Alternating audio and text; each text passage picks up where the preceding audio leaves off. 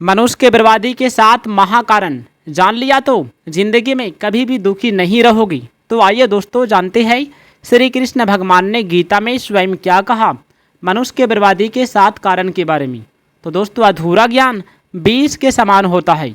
जानने के लिए वीडियो को पूरा ज़रूर देखिएगा और कमेंट में जय श्री कृष्ण ज़रूर लिखिएगा दोस्तों।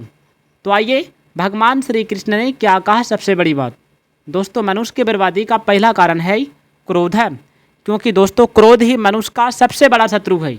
जो भी व्यक्ति क्रोध के आवेश में आता है तो वह व्यक्ति किसी से बात करने का उसका ढंग नहीं होता है। यहाँ तक कि उनका माता पिता क्यों ना हो, अपने माता पिता को अपशब्द कहने लगता है, उन्हें गाली देने लगता है। और कभी कभी ऐसा होता है दोस्तों कि अपना माता पिता का भी हत्या कर देता है, गुरु की हत्या कर देता है, उन्हें अपशब्द कर देता है और जगह जगह में उसका अपमान कर देता है। अतः दोस्तों हमें क्रोध के आवेश से बच के रहना चाहिए। क्रोध के आवेश से बचने के लिए हमें भगवान का नाम जाप करते रहना होगा और हमें शांत जगह में चले जाना होगा और हमें दूसरों की भलाई के बारे में चिंता करने होगा कि हे भगवान हमारा जन्म जो हुआ है दूसरों की भलाई करने के लिए हुआ है। इस प्रकार से हम सोचेंगे तो हमारा क्रोध जो है शांत हो जाएगा। और अगला कारण है दोस्तों मनुष्य के बर्बादी का जो सबसे खतरनाक और भयंकर है। अगला कारण है लोभ। दोस्तों जो भी व्यक्ति लोभ करेगा उसका सर्वनाश हो जाएगा। इसलिए हमें कभी भी लोभ नहीं करना चाहिए, क्योंकि कहा जाता है कि लोभ ही पाप का जड़ है। अतः इससे हमें बच के रहना चाहिए। अब आइए दोस्तों जानते हैं मनुष्य के बर्बादी का अगला महाकारण क्या है। अगला कारण है दोस्तों अहंकार। जो भी व्यक्ति अहंकार करेगा, आप तो जानते ही होंगे रामायण में महाराजा रावण अपना शक्तियों का अहंकार किया, इसलिए उनका शक्ति का विनाश हो गया। इसलिए दोस्तों आप तो जानते हैं कि महाराजा रावण लंकापति रावण था, कितना शक्तिशाली था। वो अहंकार किया इसलिए उसका सारा जीवन बर्बाद हो गया। लेकिन दोस्तों जो भी हुआ रावण जो भी किया अच्छाई के लिए किया, अपना रावण कुल को उद्धार करने के लिए हुआ।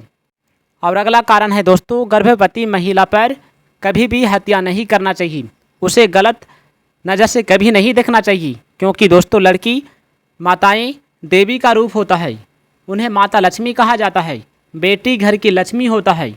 अब आइए दोस्तों जानते हैं भगवान श्री कृष्ण ने मनुष्य के बर्बादी का अगला कारण क्या बताया। सुनकर आप हैरान हो जाओगी। दोस्तों अगला कारण है आलस्य। जो भी व्यक्ति अपना ज़िंदगी में अपना लक्ष्य को प्राप्त करना चाहेगा, यदि उनके अंदर आलस्य जाग गया, यदि उनके अंदर आलस्य है तो वह व्यक्ति कभी भी आगे नहीं बढ़ सकता। आपको आगे बढ़ने के लिए आलस्य को त्यागना पड़ेगा, तभी आप एक सफल व्यक्ति बन सकते हो। इसलिए दोस्तों आलस्य को त्यागिए और अपना लक्ष्य की तरफ बढ़ते रहिए। अब आइए जानते हैं श्री कृष्ण भगवान ने गीता में क्या कहा। भगवान श्री कृष्ण कहते हैं मनुष्य का कर्म करने का जैसा जैसा स्वभाव बना है उसके अनुसार ही परमात्मा कर्तव्य कर्म करने की आज्ञा देते हैं। परमात्मा परमाणु से भी सूक्ष्म होता है, उन्हें मन बुद्धि द्वारा नहीं पकड़ा जा सकता। जो संसार में ममता आसक्ति कामना करेगा उसे लौटकर संसार में आना ही पड़ेगा। पुनर्जन्म सुखों पर आसक्ति के कारण होता है। मनुष्य भोगों में जितना अधिक लीन होता है उतना ही उनका गुलाम बनता चला जाता है। निष्काम भाव प्रकाश है और सकाम इच्छा भाव अंधेरा है। कामना वाला या इच्छाएं रखने वाला मनुष्य ही मोह में पड़ता है और इसके वशीभूत होकर जीवन मृत्यु के चक्र में घूमता रहता है। यज्ञ दान तप तीर्थ व्रत आदि जितने भी उत्तम प्रकार के कार्य हैं उनसे प्राप्त होने वाला फल धीरे धीरे नष्ट हो जाता है, क्योंकि प्रत्येक कार्य आरंभ के बाद तय रूप से समाप्त हो जाता है। इस समाप्ति के साथ ही उसका फल भी समाप्त हो जाता है। जो व्यक्ति यह समझ लेता है कि वह परमात्मा का ही अंश है, वह नाशवान भोगों में नहीं फंसता, बल्कि भगवान का आश्रय लेकर जीवन मृत्यु के चक्र से छूट जाता है। नाशवान पदार्थों के संग्रह और भोगों में फंसा व्यक्ति परमात्मा के वास्तविक स्वरूप को नहीं जान सकता।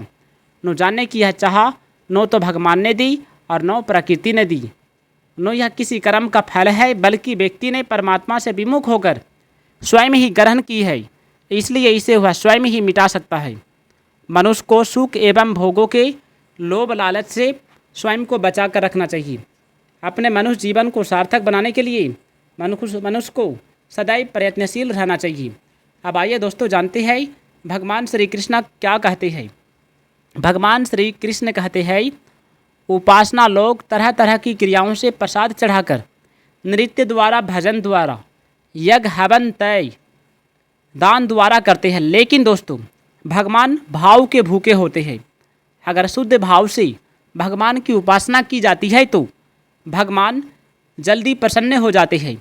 भगवान श्री कृष्ण ने कहा अर्जुन को, बोला, हे अर्जुन, तुम मेरे प्रेमी भक्त हो, अतः जो गोपनीय राज विद्या रूपी ज्ञान है वही तुम्हें समझाता हूँ। उसे जानकर तुम पुनर्जन्म के चक्र से सदा के लिए छूट जाओगे। जड़ या चेतन सभी प्राण और वस्तुएं मुझ में ही समाये हुए हैं। सबको पैदा करता हूँ मैं, पालता हूँ, परंतु उनके आश्रित नहीं हूँ। जीव मुझ पर आश्रित होते हैं, परंतु अज्ञान के कारण वे इस रहस्य को नहीं जान पाते हैं। मैंने पहले भी बताया था कि 100 वर्ष की आयु पूरी करके ब्रह्मा भी जीवों तथा प्रकृति सहित मुझ में ही लीन हो जाते हैं। फिर मुझसे ही नया सृजन होता है। मैं सृष्टि रचना अनासक्त भाव से करता हूँ। मोह माया मुझे कभी नहीं पाती। वैदिक रीति से किया जाने वाला यज्ञ, मंत्र, औषधि, धृत, अग्नि, ओंकार सब कुछ मैं ही हूँ। मैं ही माता पिता पितामह, ईश्वर, कर्म फल दाता, सबका आश्रय, सर्वे हितकारी, प्रलय करता, सृष्टिकर्ता एवं अनश्वर बीज स्वरूप हूँ। हे धनंजय, संसार के कल्याण के लिए मैं तरह तरह की धारणा करता रहता हूँ। कभी सूर्य बनकर मैं ही उष्मा देता हूँ, जल को ग्रहण करता हूँ, फिर वर्षा के रूप में पृथ्वी को वापस भी देता हूँ। मुझे भक्त से कुछ लेने की कामना कतई नहीं होती। मैं उसके प्रेम तथा श्रद्धा भाव को देखता हूँ।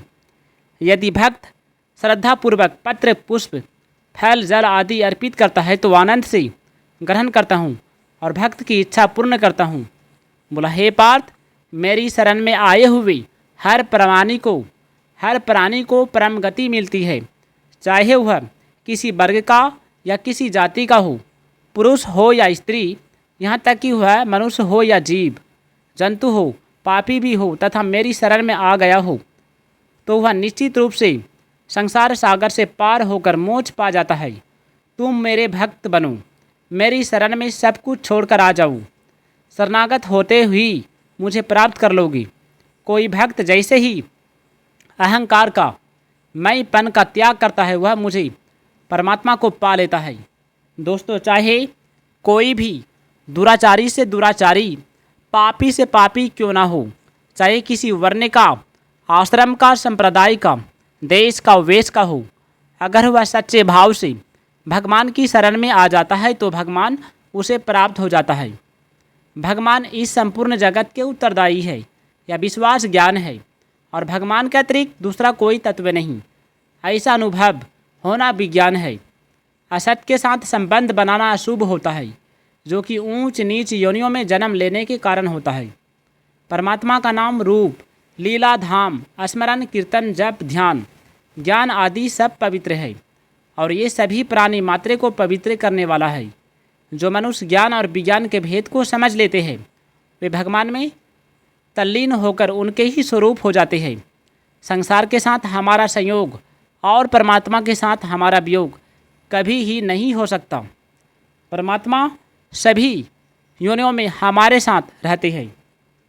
दोस्तों, यदि वीडियो अच्छा लगा है तो वीडियो को लाइक कीजिएगा, चैनल को सब्सक्राइब कीजिएगा और कमेंट में जय श्री कृष्ण लिखिएगा।